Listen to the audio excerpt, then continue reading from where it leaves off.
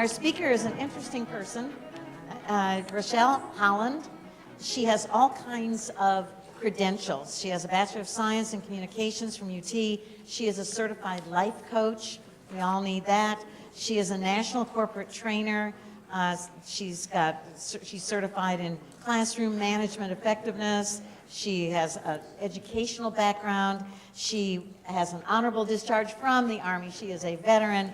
She has 30 years of experience inspiring audiences to achieve their personal and professional best. Let's give a big hand to Rochelle Holland.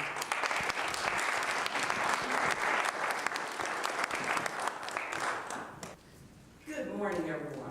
Good morning. I am so honored to be here to speak with you about winning the race against time. Before I get started with this, I've got to let you know about the race that I'm trying to win against time. A part of my excerpt stated that we have been there, done that. Or maybe we thought that we had been there and had done that. Well, my situation is a little bit different this morning. I have been truly trying to win the race against time.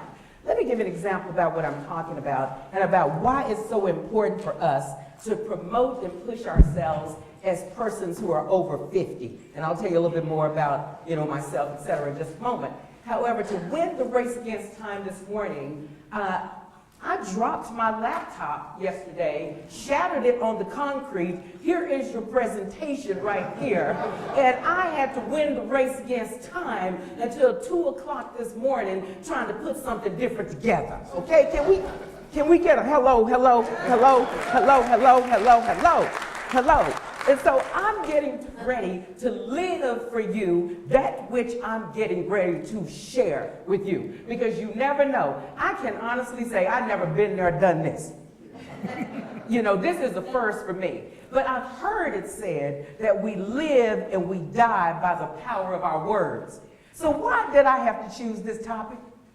Winning the race against time. I chose this a couple of weeks ago, and now I'm going to have to win this race against time this morning. So if you all would just work with me on this. I began the presentation. I had the PowerPoint. I had everything going. But over the few hours that I had to pull this together today, I thought, how can I make it better than a piece of technology would make it? How can I still make it important and impactful to you? And so I came up with several things. Let me first of all say that I am an interactive type speaker. So for me to be glued to a PowerPoint, that would not benefit you nearly as much as if I can come and be beside you and talk to you and engage you and get you involved and really get you reflecting and thinking about yourself. That's what's going to be critically important. And so we're going to do several things. One of the things that we're going to do is I'm going to ask you to stay in personal reflection mode as much as possible, because it's all about you for these next few minutes. It's not about me, even though I'll be sharing some stories with you about myself, just only as an example to kind of get you thinking about yourself. But I want you to be in personal reflective mode throughout this entire presentation. And I put your mind there now because of the type of handout that I'm going to give you. You may not be able to finish this handout during this presentation, but it's certainly something that you'll want to continue to work on, because we are all a work in progress, and it's not that you can finish outlining your whole life, your career, your future, and the whole 9 yards in 40 minutes, unless you have a secret that I don't know about, and then you're hired right there on the spot. Okay, and so let me just say a little bit about myself. I am a grandmother. I'm a mother. I have 4 grandchildren. I can speak to you from this platform because I'm over 60 myself.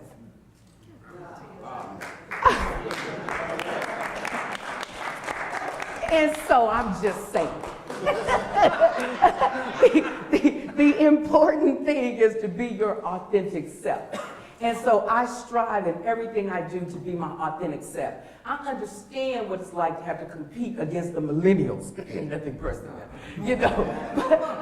but I I have to try to keep myself together to keep them guessing. Now, I just this year decided to say what my age is because as I look around me, I realize that people in their 20s and 30s and 40s are not quite making it. So I'm like, what am I ashamed of? I don't, let me go ahead and put this information out here, so that because many times what happens is when we reach a certain age and we get ready to go and apply for or interview for a position, people look at us first and they decide about whether or not they think we have the energy or whether we can keep up with the job or do we look energetic. Do I have energy? Yeah. Okay. And so if I could just get through the door instead of just being represented on paper. See, that's the key. And sometimes we make those conversations, have those conversations over the phone. So how do I keep my voice full of energy and enthusiasm and youthfulness and zestfulness as well, as opposed to perhaps me getting on the phone, yeah, I was online. Excuse me. I've been coming down with a little something lately. Wondering if y'all still have an opening. Okay, so can't quite do that. I don't think that they would even want to meet me, let alone continue the conversation with me over the phone. And then we have Spark Hire. Everybody familiar with Spark Hire? It's a piece of technology where now you can record your interview and you can sit in the comfort of your own home or at a park or by the pool or in the Bahamas or wherever you want to make your video, depending on what you're applying for. And you can present yourself that way. It saves employers a whole lot of time and a whole lot of money because they have uninterrupted access to you and to your interview style. They'll send you the questions in advance, and you can erase and start over 20 times if you want to. So you can always put your best image and your best foot forward. And so it's very, very important that we understand who we are and that we're being our authentic selves. So, with that being said, what I want to do today is let you know what we're going to cover. We're going to explore how are we being our authentic selves? Or are we being our authentic selves? Are we simply going for what we know, the familiar, and the routine? Because once we reach a certain age, we're pretty clear about who we are. But are we comfortable with embracing that? Are we comfortable with putting that out there? One of the reasons that I never told people my age is because I didn't want to be boxed in. This has been the first year in 35 years since I've told anybody my age. Y'all are actually the second group that I've ever told this to. And the first group was at my house. My family wondered how old I was. And so I'm going public with this now. And one of the reasons that I didn't want to say my age is because they couldn't use this against me. They couldn't say, well, at your age, you ought to be. And at your age, I wouldn't expect that. And at your age, so no one knew an age. And so they couldn't box me in. So that means I could be my authentic self. I could say what I felt respectfully, willing, and comfortable to say. I could go and be and do and wear what I wanted to wear because no one knew. And so I'm like, well, but now that I've let the cat out, I'm going to try to act a little bit more conservative and poised for y'all today so that we can get through this. So what you're going to do is I'm going to pass out and put you on an interactive task with something that I call the admin scale. And this is some material that I was introduced to a couple of years ago through a really cool program. And I just thought it was so useful and helpful to me that I wanted to share that with you. As well, I'm going to give you some pointers that I picked up from the Business News Daily. If any of you are familiar with the Small Business Solutions and Inspiration, or any of you familiar with that magazine, I would encourage you to be sure to look that up. I went online and found that information. And so what we're going to be talking about is exploring, I think I put you all out a note page or something where you can jot down notes. There should be a piece of paper next to you that says notes. And so, of course, with the PowerPoint, you had all of that in a PowerPoint handout, but as you see, I'm demonstrating how we seniors can think fast on our feet and how we can problem solve quickly and how the show must go on. And so that's something that sometimes the millennials might have to have a meeting to discuss maybe 3 or 4 meetings, and, and then the rest of us twiddling our thumbs over 40 or 50, we already have the answer. And so that's one of the things that we're going to promote, that we're going to talk about. So what I'm going to be addressing would be an area called asserting your management style. You're going to tell them that you're going to be comfortable working with a younger boss. We're going to look at what your compensation needs are. We're going to talk about, as if it hasn't been discussed quite well already this morning, about technology skills, problem solving and people management skills, and judgment and leadership. Those are going to be critically important because it's going to be about the you that you're promoting to get what you want, as opposed to just your skills. You see, because their minds have already been made up about our particular age group. And they've already wondered, are we on top of it? Can we keep up? Are we competitive? Are we biased? Are we comfortable with younger leadership? What can we bring to the table? So these are already questions that we will have to go in and dispel that myth immediately before we even get through the door. Am I making sense so far? Okay. All right. Michelle, can I point something out? Yes. Younger people also have prejudice and preconceived notions about the fact that they won't stay on a job, they're undisciplined, they have no job dedication, and some other things. And so there's bias, I think, and prejudice against people and slots that you put people in all categories. Mm-hmm. Mm-hmm. I wanted to plant your talk to be very relevant to everybody. Yes. Because we all suffer that. Yes, yes, yes, yes. And so across the board, as pointed out, there are biases across the board. However, what I'd like to talk about is how can we work together as a team? How can we work together in harmony? Because we've got to have a balance in the workforce to where we have people of all ages, where we have people with all kinds of background skills, people with all kinds of experiences, so that we can make this organization or the company or the department as meaningful and as powerful and as holistic as we possibly can. And so that means we've got to mutually find appreciation in and for each other.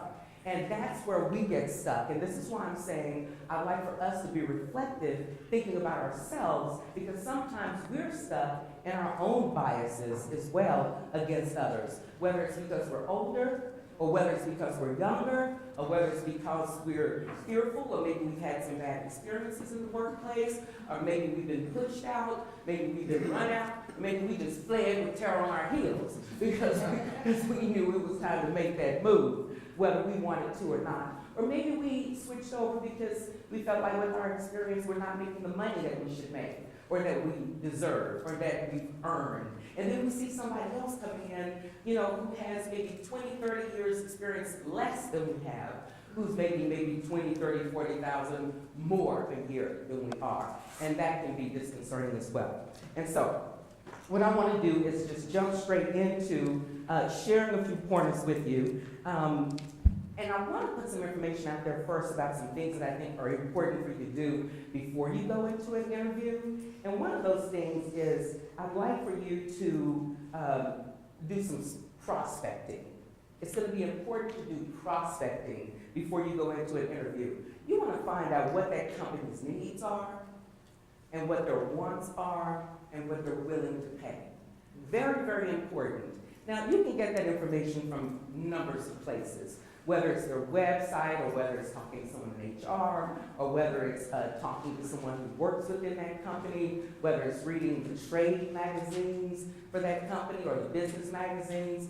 Very, very important that you find out those 3 things before you go in for an interview. Because one of the things I think that we forget sometimes is that we're not just the ones being interviewed. We have to remember, we're interviewing that company as well. Is it a good cultural fit for you? Is it a good professional fit for you? Do you share their values, their beliefs? Do you respect their policies? Do you feel like this is something that you can live with, that you want to do, that you want to stick with? A lot of times, we just need a job. Man, we just need a J-O-B. And sometimes J-O-B means just above what? broke, just above broke. And sometimes, you know, 2 red pennies that can spark a fire is better than no penny at all. You know what I'm saying? And so sometimes we have to go for J-O-B as opposed to being our authentic selves and searching out and seeking out our career. Because once we reach a certain level, a certain category of life, we have usually more luxury and more privilege so that we can reflect. Some of us, not me yet, I have to wait, but some of us can get the Social Security check, you know, and we can get the retirement check, and we can get the military check, and we can get all other kind of streams of money, and, you know, we have our CDs and our this and our that, and then we just want a little something extra so we can travel, you know, or maybe buy groceries. Or maybe pay the rent, or maybe get your grown kids to move out so they can stop contributing. You know, whatever the case may be, there are different reasons we'll go for the J-O-B as opposed to going for that career that we really want. So we want to take our time to be authentic that way. Now, it's going to be important that, once again, like I said, that you find out about the business. There are ways that you can do that. You can call the HR department, again, you can do the internet, you can do the trade magazines. Now, once you get into the interview, these are some areas that I think are critically important as well, and I'll go into a little bit more detail about this, but I'm going to just skim the surface right now with this. You want to go in with some personal goals. You know, you want to make sure that you evaluated yourself first. Let me give you an example. A couple of weeks ago, and I've still been working on it, how many of you are familiar with a vision board? I put together a vision board about the things that I'm interested in and the things that I want to get done between now and the next 2 years. You know, I didn't say between now and the next 30 days or 6 months or what have you, because we've got to learn to be flexible with ourselves. We've got to learn to give ourselves an opportunity to change our minds, to develop, to grow, to make the connections that we need to make so that we can get done what we need to do. We need to do a lot of things many times to get to where we want to get to. So what I do is I keep this vision board in my bathroom with one of those little lights that burn for like 20 years, you know, and so I have it with the light right on it. So that every single time, you know, at our age, sometimes we go to the bathroom through the night, you know what I'm saying? And so that means that I get to look at this morning, noon, at night, several times a night, several times a day. And so I keep this on my mind.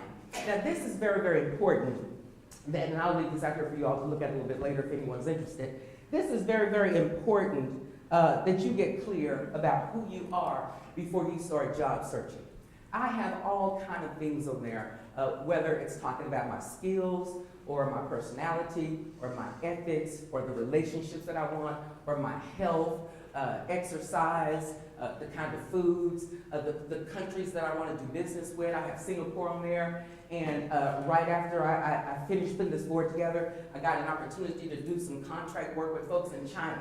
So I got really excited about that. I also have on there that I wanted education to be a big deal for me, where I'm doing contracts with that. Had the chance shortly afterwards to go spend 5 days in San Antonio to go through some training for the Center of Teacher Effectiveness, to where now I've been signed on with a contract with them. I had looked into them several years ago but didn't do anything with it because I was not clear about my vision.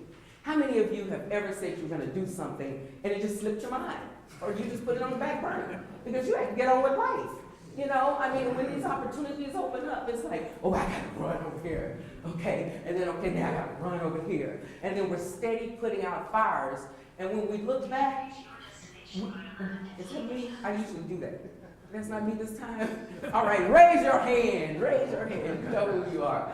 Okay, but you know, we get to running, and then we realize that we're the ones that smoke it because we're the ones that's we're jumping into one fire, out of another fire, into the frying pan, back into the flames, and we're simmering and we're smoking, and we're not taking out that time to really mellow out and do the things that we need to do. And so I really want you to get clear about your vision and think about what do you have to bring to the table, and thinking about your personal goals. You want to think about organizational goals.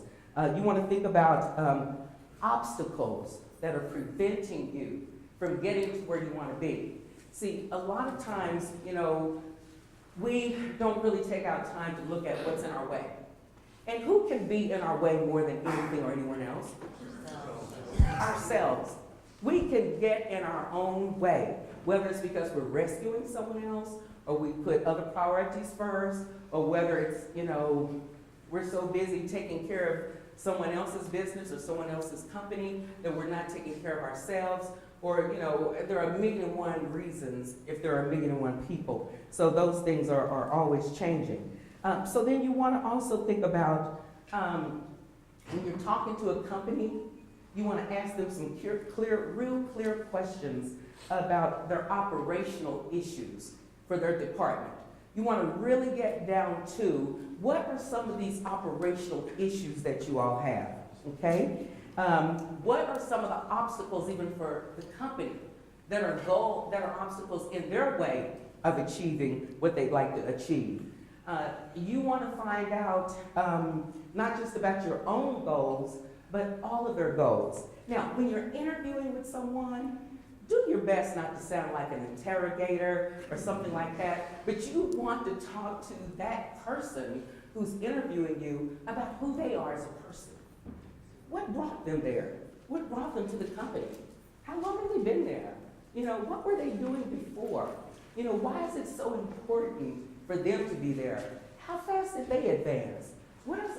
Who knows? You might want to get their job. Maybe they're getting ready to tell you, hey, I'm on my way out the door, or I'm getting ready to go run another company, or I'm getting ready to make way to coach someone, and I'm looking for someone to mentor. You want to find out about that person in a professional and comfortable way when you're going in for that interview to talk to them. And then you want to find out a little bit more about some of the methods that the department uses to meet its goals. What are some of the methods and what are some of the strategies? Have you ever been in an interview before and they say, do you have any questions for us? And sometimes you go blank, or sometimes you find yourself just asking the basic traditional questions that we've been taught to ask for years and years and years. You want to take this deeper because, see, you're on a mission. We're trying to win against time here. We don't want to do 50 or 60 interviews right now. We don't want to keep interviewing for 5 or 6 more years right now. We want to get in, make an impact, and come on up out of there. And we want to be the main person on their minds. Because, see, people don't hire paper. People hire relationship. People hire who can they trust? Who are they feeling comfortable with? Would this person have my back? Would this person really be here, during very difficult times? Is this person trustworthy? You know that they go on Facebook and research us, right?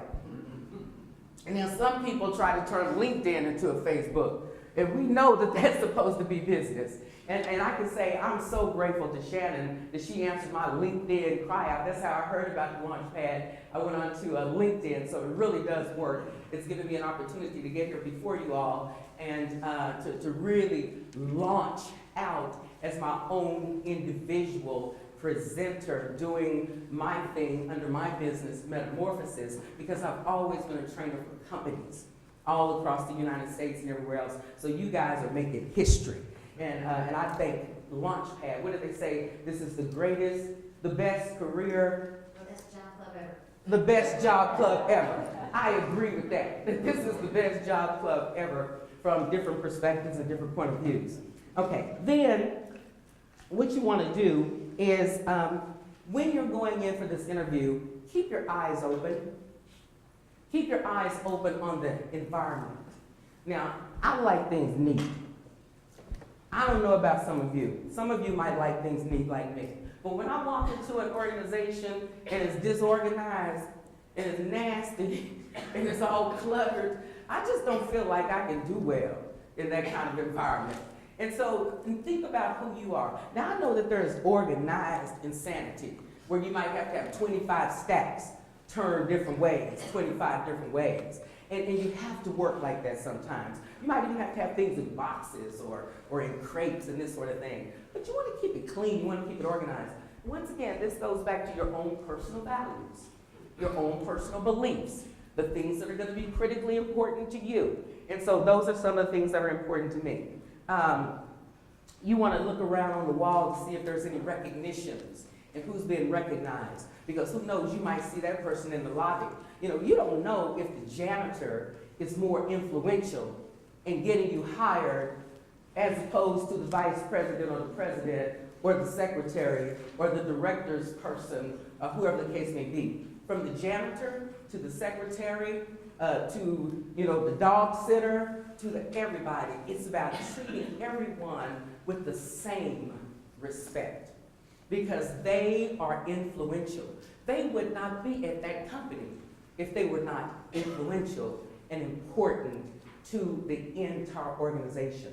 So we want to again take that holistic approach to where we're not only just thinking about ourselves, but we're thinking about how does every single person fit in together? How do we all tie in as a team? Ultimately, our teams become our family. How many of you have ever felt like you spent more time at work than at home? How many of you felt like you probably knew your colleagues a lot better than you knew your own family? You know, maybe your colleagues might have more secrets about you that they know than your own family. Okay? And so we want to make sure that we're being kind and respectful to every single person. Let me tell you a little quick story. A person that I know whose son passed away recently was a manager, and he was probably maybe in his 50s.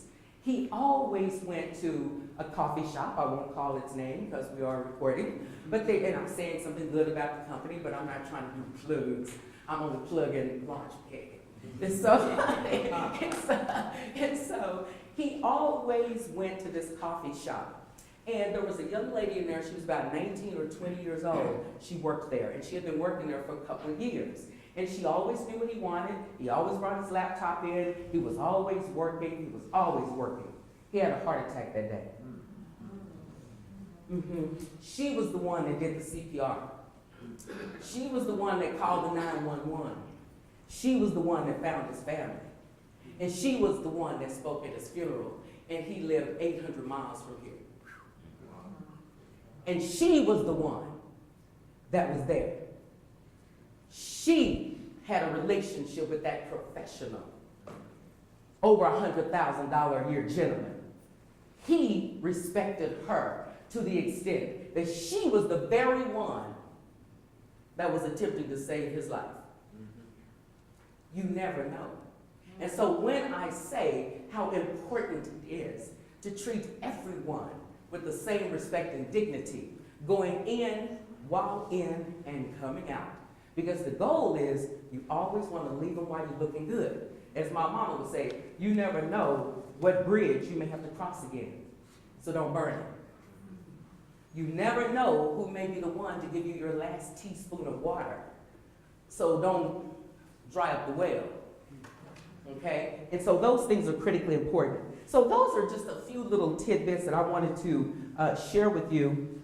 And then what I want to do is talk to you about asserting your management style. All right? So during your interview, you want to take the approach that you fit into this business culture.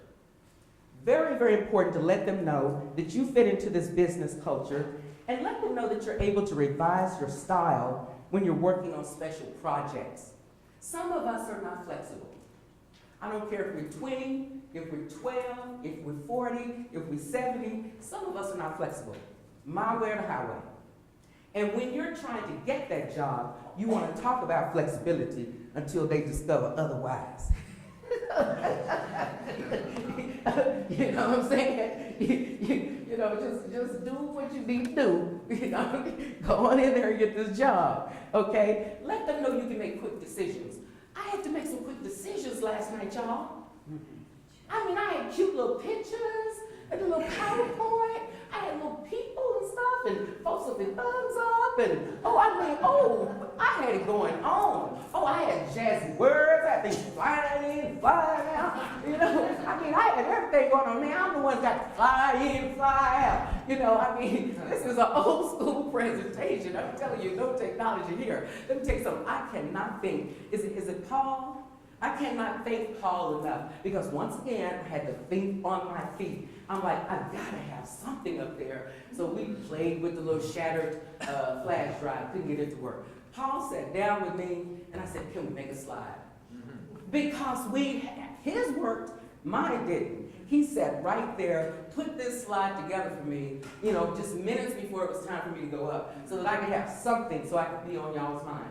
This is what I'm talking about. So if I were in an interview, I would get to use this as an example of thinking on my feet and how do you go on when you have 40 or 50 people before you and you're in crises and it's time for you to do what you need to do. How do you maintain your composure? How do you never let them see you sweat? Now, I'm not going to tell y'all how many paper towels and how many beach towels that I have under these armpits, you know, trying not to let y'all see me sweat. But it's very, very important that we let folks know that we can make decisions quickly with limited information and that we can produce results with fewer resources. Those are some of the key things that you want to let the employers hear when you're going in. Now, please let them know that you don't mind working for a younger boss. Let them know that you don't mind that. Let them know how supportive you will be for their success as well as for your own success. Let them know when you coached or mentored someone else who was younger than yourself, who went on to excel in their career, or someone that wasn't doing so well in their career, and because you were observant enough and keen enough, you restructured their responsibilities so that they could excel in their career. Be sure and point out opportunities like that. You want to explain your compensation needs. You know, at a certain point in time, it's okay, you know, when we're going in, knowing that they don't want us in the first place because the senior crowd, the baby boomer crowd, we're at the highest unemployment rate since the Depression right now. And so we want to stop and think about that. So that means when you're talking about your compensation needs, think about a 20%, ouch, maybe a 20% pay cut, you know, and let them know that you're willing to go in for performance bonuses instead, or performance bonuses, that they can take a risk, take a chance on you at a lower rate, but you will show them how well you will perform, because people love to have folks around them that are willing to take a risk, where you're putting, you know, dollars on your own head, you're betting on your own head because you know what you're bringing to the table. Now, if you don't have to offer a pay cut because they want to give you more, please, do not just voluntarily say, you can give me less money. That's not what I'm saying. But if it looks like you almost have a job except they think that you're too pricey or you're costing them out, then there will be opportunities because you're going to be observant. You're going to be paying attention to your environment. You're going to be able to let them know what it is that they need to hear. You want to always talk about your technology skills. And you've had great presenters before me today. I even have in my notes to talk about them, about the summer free resources as well, so that you can keep up your technology skills. These online programs, you even get certificates for them. And they're honored and they're recognized. And the key is, people don't need to know you just learned this yesterday. You know, please don't, I just learned this month. You know, as long as you know it, it doesn't matter. See, it's never too late. It's never too late. If you decide to go back to school at age 70, or age 40, or age 35, it is not going to matter that you just got your degree. You have your degree. And you're able to go in there and do what you need to do. And you can be competitive that way. Okay? And so make sure that you get into some type of functional group training kind of programs. This is such a wonderful organization that you're networking with and you're partnering with. So you're using that to your benefit. All right, then you want to really begin to talk about your problem-solving skills. Critically important, because you are a more mature and seasoned group of workers, you can make decisions quicker oftentimes because you can take in the whole picture. You can be more like a visionary. You can been there, done that kind of situation. Been there, done that.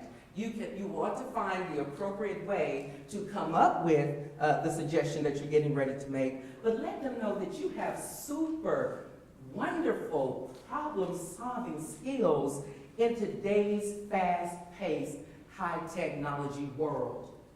They need to know that you still got it, you know, that you're still energetic, that your brain is still sharp. You know, you heard about the South by Southwest volunteer project opportunities so that the mind can be sharp and you're trying something new. You want to always try something new. Very, very important. Get out there and challenge yourself and let them see you challenging yourself. People management skills, very, very important. When you're interviewing, give those examples of people that you supervised that weren't even under your leadership or under your division.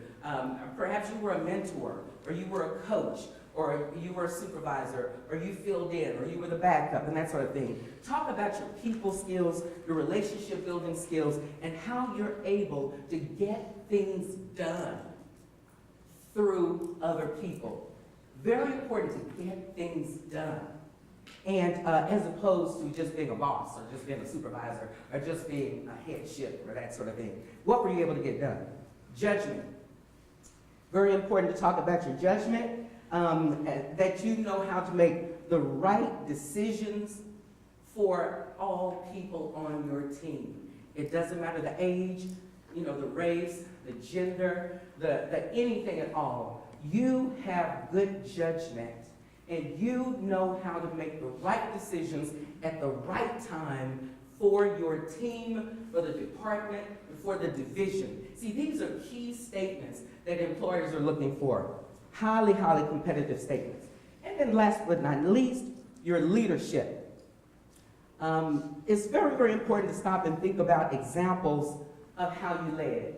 Be specific about your projects. Make sure that these projects are relevant to the company or to the position that you're interviewing with. If they ask you to go out of the box and talk about something that's different and far-fetched, then do that. Because they want to see the authentic you. They want to see if you're futuristic, are you progressive, or are you just in a box? You know, because sometimes if you say the same thing over and over and over that everyone else has said, how is that going to make you stand out? So you want to think abstractly. You want to think about what can I say that will make me more unique, more powerful, more different in order to get the attention of this interviewing team. And then you want to also talk about the records of achievement. How did your leadership benefit that company? What was the bottom line? What do companies care about? The bottom line. And what does bottom line mean? Money. Money, you know, product, innovation, staying ahead, you know, being competitive against the competitors, whatever the case may be. You know, you want to talk bottom line, because that's what they want to hear. That's the bottom line. You want to leave them with some information that lets them know how you turn something around or how you elevate or propel something. You want to take them there. And see, not just with words. See, what you're doing is you're going to be creating a word picture.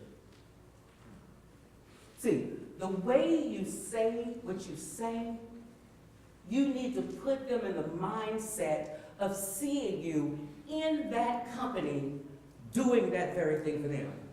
How many of you all saw, when I created the word picture for you, the man who fell out at the store, had the heart attack, and eventually died? There was a certain way I told that story, which is different than how I'm talking about this informational business here. You want to put that emotion in there. I know some of us are not emotional.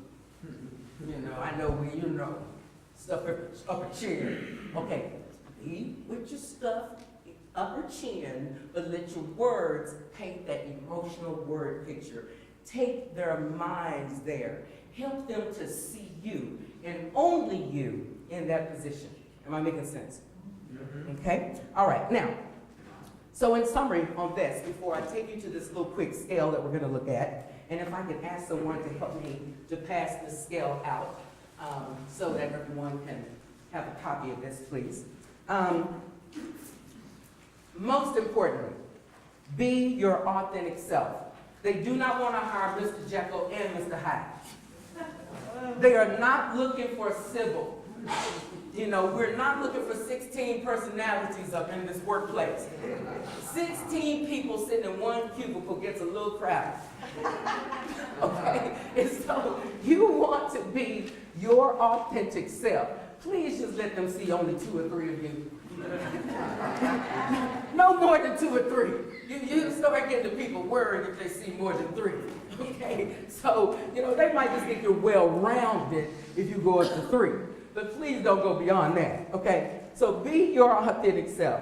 Okay? Determine what you want to do. Be true about that. You're already in between jobs, or you're already transitioning from jobs, or you're already unemployed, you know, and you have bills that are pressing you. You have time on your hands to be true to who you are. You can make your own vision board at home, the Dollar Tree. Oh, I shouldn't have said that. But anyway, two for $1. I'm doing a commercial anyway. 2 for $1. Get you a vision board and some old magazines and go ahead. And what I did was I put my own picture on the vision board because it wasn't just good enough for me to have pictures of other people, because then to me, I was detached from it. I needed to see me attached to every single thing that was on that board so that I could know that it was all about me. And remember at the beginning of this presentation, I said, it's going to be all about you. So everything I'm saying, I want you to be thinking only about yourself. All right? So after you determine what you want to do, you want to list your skills. Be real clear about your skills. I'm going to also say, next to your skills, list your talents. Because you might be skilled in one thing, but you could be talented at something else. Now, out of our talents comes our passion, comes our desire. You want to begin to explore what is the desire of your heart.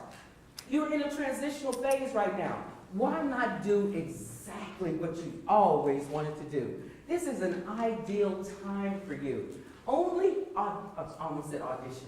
Only interview, some of you might audition because I heard somebody in television, somebody in radio, somebody in presentation skills, et cetera, et cetera. So you might be auditioning for something, but the rest of us, we're going to be interviewing for something, okay?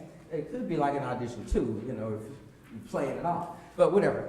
So you want to also figure out how can you seek to support whatever company. How can you support that company? Make a list of that.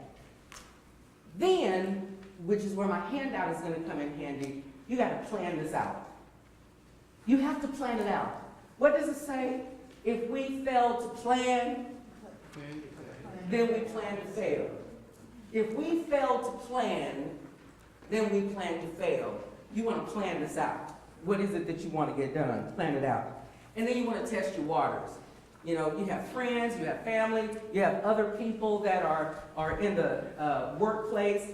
You have friends that work at different companies where you might want to work, or you know people that are in the same field. You know, someone that you can trust.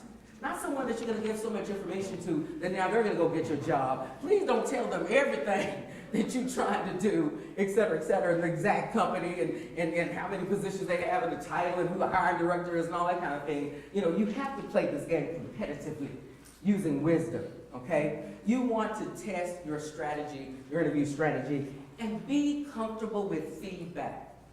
And you know what I would venture to say? I would say, if you're older, test it with the younger person and let that younger person be the hiring manager. I would encourage you to really do that so that you can get out of your comfort zone. Because I tell you what, some of my greatest learning experiences came from working with the millennials. I mean, they're sharp, they're fast, they can work on these computers any and everywhere, they can get things done.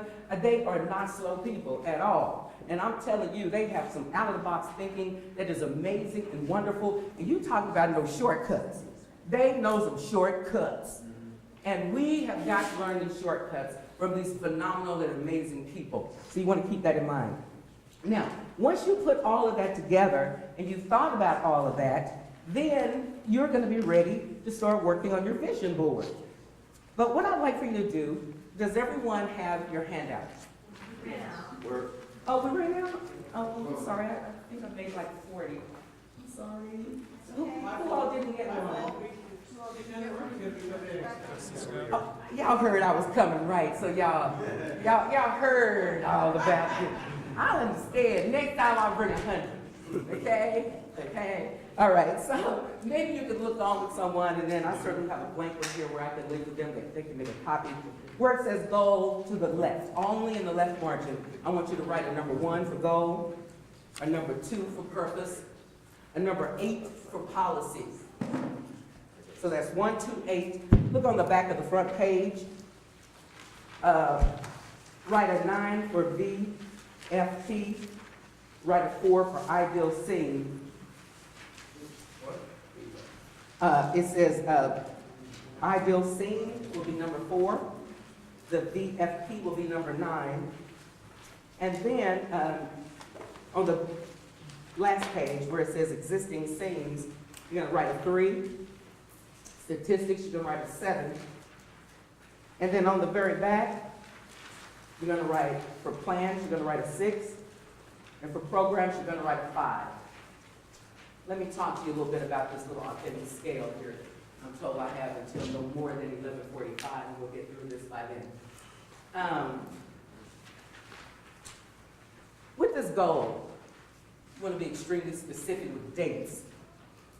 Extremely clear. If you're fuzzy and you're murky in your mind, you're going to be murky and fuzzy with any and everything that you get ready to do. I want you to think of one very, very specific goal and write it down next to the G and put a date on it and be real specific. Go ahead and practice. We're just going to do one in each category so that you can begin to practice and see how you're going to use this tool once you get home with it. So take a moment and write one specific goal that you will have accomplished by a specific date. So the goal, end, aim, result of direct effort, something to obtain to improve your life. That's what we're trying to do. What are you going to do to improve your life?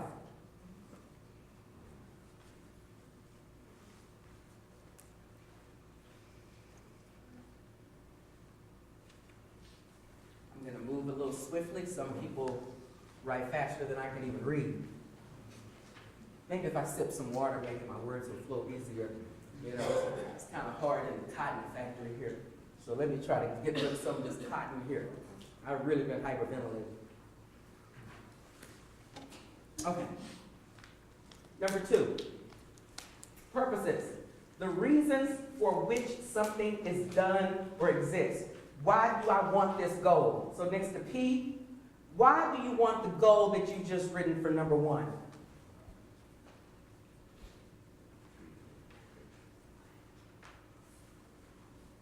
Why do you want this?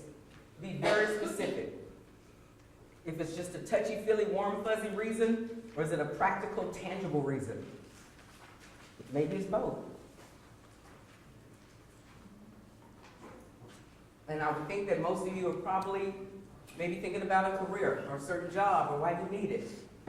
But you could be thinking about you want grandkids, so they can take care of you. Your kids are traveling or overworked. Who knows? I don't know. All right? Let's go over to number 3. Notice these are not numbered in a specific sequential order because that's not how life works. Number 3, existing scene. What is the current state of existence that you're in now? That's your E. What is your current situation? What is the existing scene that you're writing these goals in right now? Let's look at that. Be very specific. Some people might just say broke. Some people might say, hey, I just want to volunteer. like I heard the beautiful lady say today. She says, I'm not looking for work. I jokingly say that because usually I work 3 or 4 jobs and contracts at a time, and so I'll tell my friends I'm not looking for work. But they know that I have this thing that I love to say and do. When somebody calls me, they know how I am. I'm going to be my authentic self. So they'll say, girl, what are you up to today? What you working on? And I say this to everybody. Whether I'm on the phone or in person, I'll say, every day I'm hustling, hustling, hustling. And so you want to stop and think about what is your current existence that you're in right now. All right, let's go over to your number 4. The number 4 is on the back, the last one. We've already identified the scene that you're currently in. What is your ideal scene? You're going to write that for your ideal conception of something in its perfection. The situation in life that you would like to be in ideally. If you had that first goal accomplished, let's just stick with that one thought that you wrote. What would be the ideal scene for you? Be specific.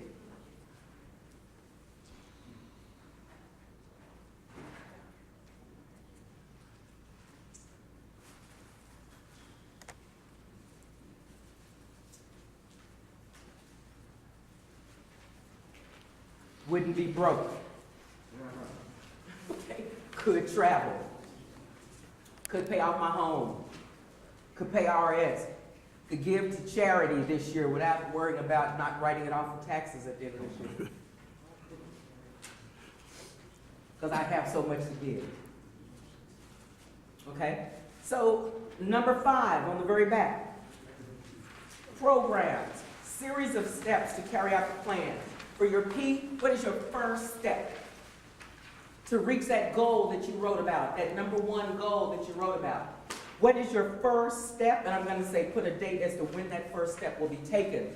If you've already taken that first step, then write down what your second step is. If you've taken 3 steps already, then your first step will be your 4th step that you'll write on here. But put the date.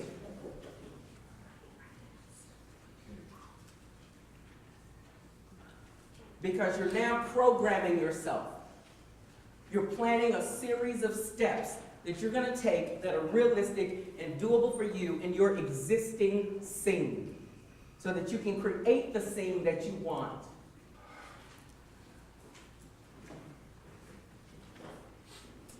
And then your number 6 up above, your plans. Plan a series of broad actions created to improve a scene. Okay? Made up programs or projects in different orders or whatever the case may be. But what kind of plan can you come up with to improve your scene? Because that's one of the things employers are going to always want to know. How can you always improve? How can you make something better? How can you make something better for someone else? You know, how can you improve this existing scene? That's the P in the first plan.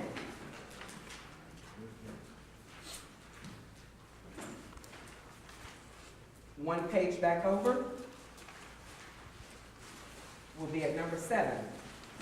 Statistic. Number or amount compared to earlier number or amount. So what we're talking about here is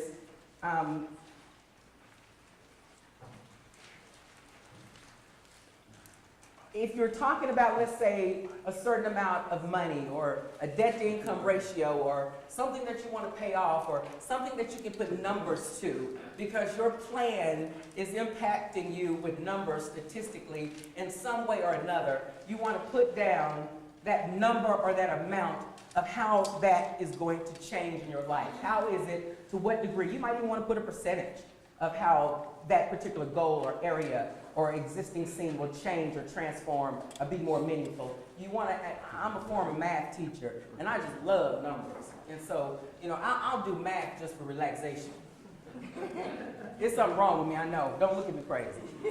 I've already done my authentic self and self-analysis. I know it's something wrong with me. There's something wrong with everybody. Okay. All right, number 7, your stats, okay? So now let's turn over to number 8, which is the first page. Policy. Rules or guides for operating. Survival concepts that ensure best outcome. What is a policy or a rule that you're going to have for yourself? See, we live by other people's policies. We're always leading them to the policy and procedure manual, especially if we're a manager, or we're a supervisor, or we're in leadership. We always have to hit them with the policy and procedure manual. When our kids do wrong, we got to remind them of the policies and procedures of the house. So what is your policy and your procedure to self-govern yourself, to make yourself, to make yourself do the right thing? You've got to have a policy and a procedure for yourself. Rules or guides that you're going to follow